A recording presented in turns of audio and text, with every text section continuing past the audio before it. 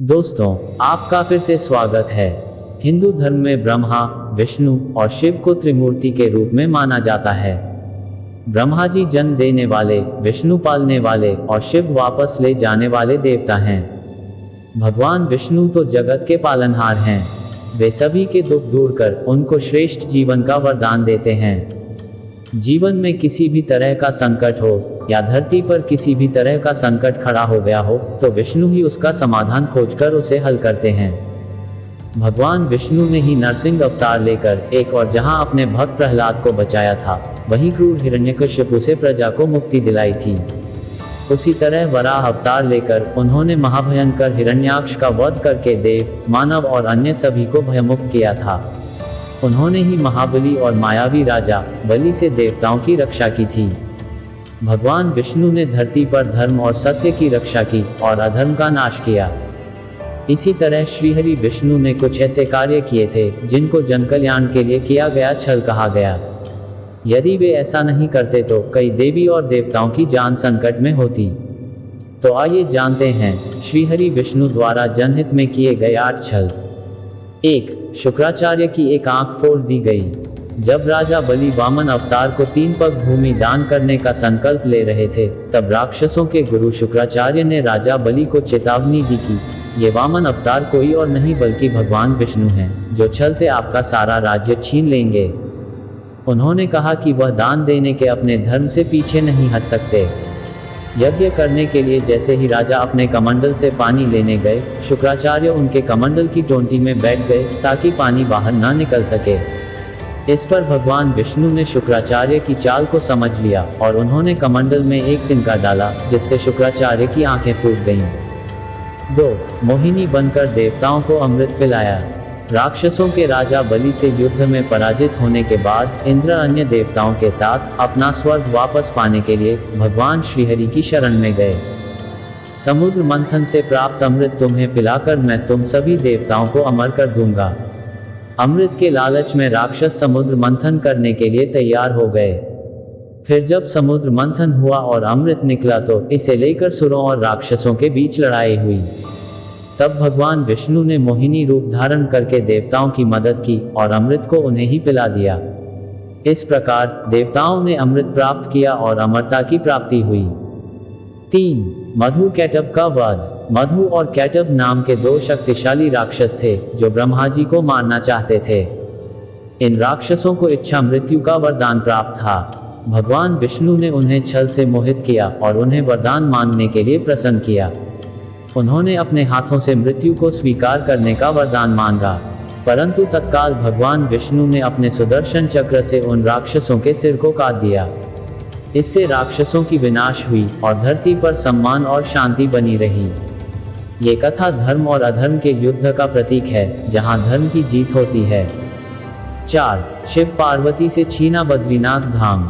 जब भगवान विष्णु को तपस्या के लिए एकांत की आवश्यकता पड़ी तो उन्हें भगवान शिव और पार्वती का निवास स्थान बद्रीनाथ धाम सबसे उपयुक्त लगा। तब विष्णु ने एक बालक का रूप धारण किया और बद्रीनाथ में शिव की कुटिया के बाहर आकर रोने लगे। बालक की रोने की आवाज सुनकर माता पार्वती आई और उसे दूध पिलाया, कुटिया के अंदर ले जाकर सुला दिया और भगवान शिव के साथ स्नान करने चली गईं। जब वापस आया तो देखा कि दरवाजा अंदर से बंद था। जब पार्वती जी ने बालक को जगाने का प्रयास किया तो बालक नहीं उठा। वे उस झोपड़ी को जला नहीं सके क्योंकि अंदर बच्चा सो रहा था। इस प्रकार उन्होंने केदारनाथ में अपना निवास स्थान बनाने का निर्णय किया। 5. राजा बलि से राजगद्दी छीन ली गई। त्रेता युग में बलि नामक राक्षस भगवान विष्णु का बहुत बड़ा भक्त था। बलि एक प्रसिद्ध राक्षस राजा थे जो बहुत ही उदार और धर्मात्मा व्यक्ति थे। उन्होंने तीनों लोकों का अधिपति बनाया था। भगवान विष्णु ने वामन अवतार लेकर राजा बलि के समक्ष प्रकट होकर 3 पग धरती की मांग की। राजा बलि के संकल्प करने पर भगवान ने विशाल रूप धारण कर अपने 3 पगों में तीनों लोकों को नाप लिया। तत्पश्चात राजा बलि को पाताल लोक में भेज दिया गया।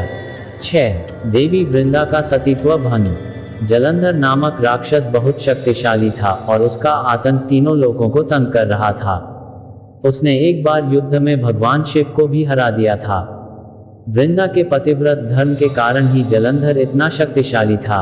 एक बार भगवान विष्णु संपूर्ण जगत की रक्षा के लिए जलंधर का रूप धारण करके उसकी पत्नी वृंदा के समीप आकर उसका सतीत्व भंग किया। इससे जलंधर की शक्तियां कमजोर हो गईं और उसने देवताओं से युद्ध हार ली। 7. विष्णु की युक्ति से बच गई शिव की जान। भस्मासुर एक महान पापी राक्षस था। उसने अपनी शक्ति बढ़ाने के लिए भगवान शंकर की घोर तपस्या की और उनसे अमर होने का वरदान मांगा, लेकिन भगवान शंकर ने कहा कि तुम कुछ और मांग लो। तब भस्मासुर ने वरदान मांगा कि मैं जिसके भी सिर पर हाथ रखूं, वह जलकर राख हो जाए। भगवान शंकर ने कहा तथास्तु। ऐसा होते ही भस्मासुर ने भगवान शिव पर हाथ रखने और उन्हें भस्म करने के लिए दौड़ने लगा। भगवान शिव को बचाने के लिए भगवान विष्णु ने मोहिनी रूप धारण किया और भस्मासुर को मोहित कर उसके हाथ उसके सिर पर रखा, जिससे वह तुरंत जलकर भस्म हो गया। विवेकपूर्ण बुद्धि और आदर्श शक्ति का उपयोग करने से पापित्व का नाश होता है। 8. नारद को वानर बना दिया गया। एक बार भगवान विष्णु ने नारद मुनि का अभिमान दूर करने के लिए एक लीला रची। रास्ते में नारद जी की मुलाकात एक सुंदर कन्या से हुई और उन्होंने उसे अपने स्वयंवर में आने का निमंत्रण दिया। अब नारद जी भगवान विष्णु के पास गए और बोले, मुझे अपने जैसा सुंदर बना लो और हरि का रूप दे दो। भगवान ने उसे वानर का रूप दे दिया। जैसे ही वह स्वयंवर में पहुंचे तो उन्हें देखकर सभी हंसने लगे। नारद जी को कुछ समझ नहीं आ रहा था। जब भगवान शिव ने उसे दर्पण दिखाया तो वह भगवान विष्णु पर बहुत क्रोधित हुए। नारद जी क्रोधित होकर भगवान विष्णु को श्राप दिया कि वे अपने अवतारों में अपनी पत्नियों से वियोग सहना पड़ेगा। इसीलिए भगवान विष्णु ने राम अवतार में सीता के वियोग को और कृष्ण अवतार में राधा के वियोग को सहना पड़ा।